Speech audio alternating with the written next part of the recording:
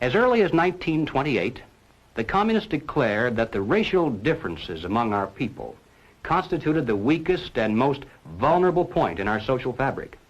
By constantly probing and straining at this one spot, they calculated that eventually the cloth could be torn apart and that Americans could be divided, weakened, and perhaps even set against each other in open combat. We mustn't kid ourselves into thinking that the communists have placed their agitators only into the black communities. They're working both sides of the street. They want hatred, violence, and bloodshed between the races, and they don't care how they get it or whom they use, even children if necessary. Here is a book that I think ought to be in every home library. It's entitled Color, Communism, and Common Sense by Manning Johnson. He joined the party as a young man because he honestly believed that the communists were trying to improve the conditions of his people. He was a dedicated communist, and eventually he rose to one of the highest ranks. But after many years, he discovered that instead they were merely planning to use his people in a bloody revolution to destroy America. And when he woke up to this, he dropped out of the party and devoted the rest of his life trying to alert his fellow citizens of all races to the true nature of the Communist Party as he knew it to be from the inside. Manning Johnson said, "Black rebellion was what Moscow wanted. Bloody racial conflict would split America. During the confusion, demoralization and panic would set in. Then finally the Reds say, workers stop work. Many of them seize arms by attacking arsenals. Street fights become frequent. Under the leadership of the Communist Party, the workers organize revolutionary committees to be in command of the uprising. Armed workers seize the principal government offices, invade the residences of the president and his cabinet members, arrest them, declare the old regime abolished, establish their own power." Now, here is a piece of vicious communist propaganda that perhaps some of you have seen. It's called The Crusader.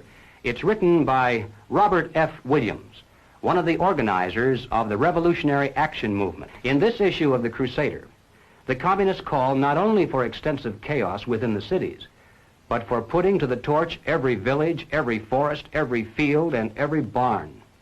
The plan is for raging fires from one city to the next. The reason? Well, first, there's the value of sheer destruction. Secondly, it would force us to deploy our defenses and rescue units over the widest possible area. The communists point out that as long as our police and National Guard remain concentrated, they're invincible. But if they can be forced to spread out over the entire city and into the countryside as well, then they can be picked off from ambush one by one. And the third value of massive fire to the communists is psychological. The average American, they say, soft and decadent, when he sees billows of black smoke rising from one horizon to the other, when at night the only light he has to see by is the flickering red from flames leaping into the sky, he'll become paralyzed with fear and panic. He'll run away and hide and do nothing to interfere with the guerrilla bands as they strike at the community's power centers. The Crusader explains how to set up sniper units in crowded metropolitan areas, how to manufacture jumbo Molotov cocktails, the gallon jug size, and how to mix the gasoline with certain ingredients to make it burn like napalm, how to pour gasoline into utility manholes in the streets to set fire to the main telephone cables, how to put sulfur tips from matches into air conditioning units and blow up large buildings, how to ignite gas mains and oil storage tanks. It explains how radio-controlled model airplanes can be used to fly explosive charges over heavily guarded fences into gasoline storage areas or munition stockpiles.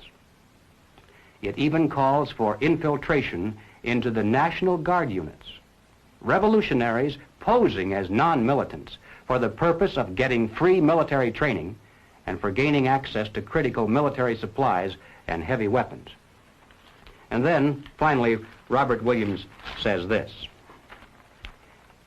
any all-out minority revolution must create a state of crisis wherein almost all of the male population would be forced to remain in their homes to protect their property and families. The middle class is very large, but it is not accustomed to deprivation and terror.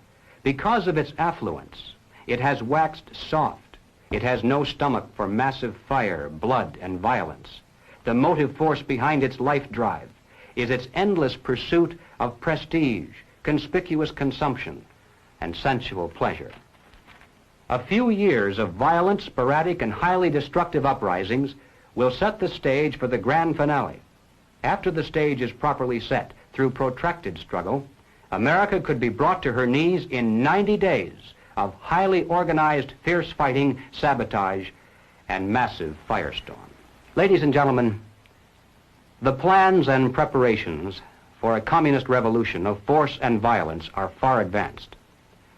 The organization behind these preparations has almost unlimited financial resources, and it provides both training and leadership based upon years of experience in many other countries.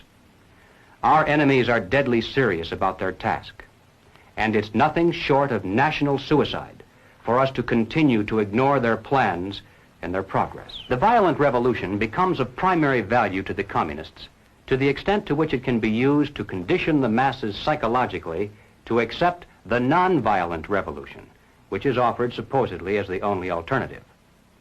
Hoping to avoid further violence and bloodshed, the public is to be pressured into accepting measures that will move the country gradually and legally toward communism, but without calling it that.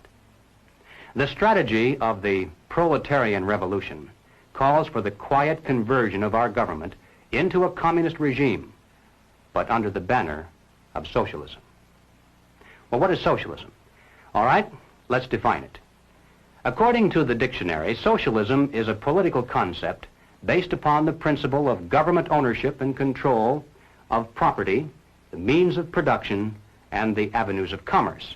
Under socialism, those who run the government, and the communists are confident that in America they eventually will be the ones who do so, those who run the government will know who is to get something and who has to wait, and that represents control over human beings. What has all this to do with the communist revolution in America? Well, ladies and gentlemen, it has everything to do with it, because the building of socialism is the communist revolution in America. It represents the process whereby our country can be moved gradually toward communism without the people even being aware of it. No matter what grievance we may have, real or imagined, no matter what national problems we may face, the communists seize upon these as excuses to build socialism. They have one and only one solution for all problems: more government, and then more and more until it's total government. And forgive me for saying it one more time, total government is communism.